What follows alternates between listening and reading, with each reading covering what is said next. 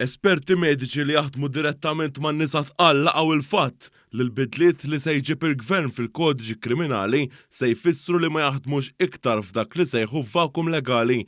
Qalu l-bidliet joffru linji gwida li jagħmluha ċara li meta l-om tkun friskju, it-trattament irid jingħata.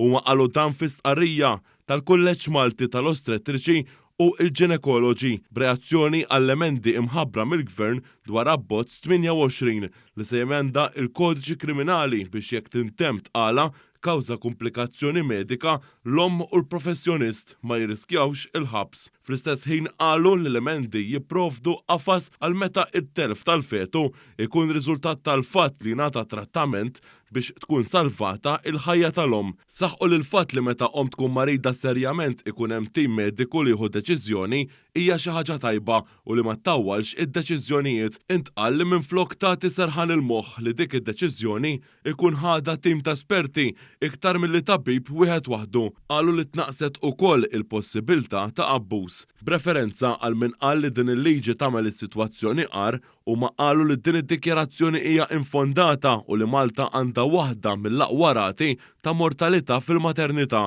għal darb'oħra laqgħu tajjeb il-bidliet fil-liġi.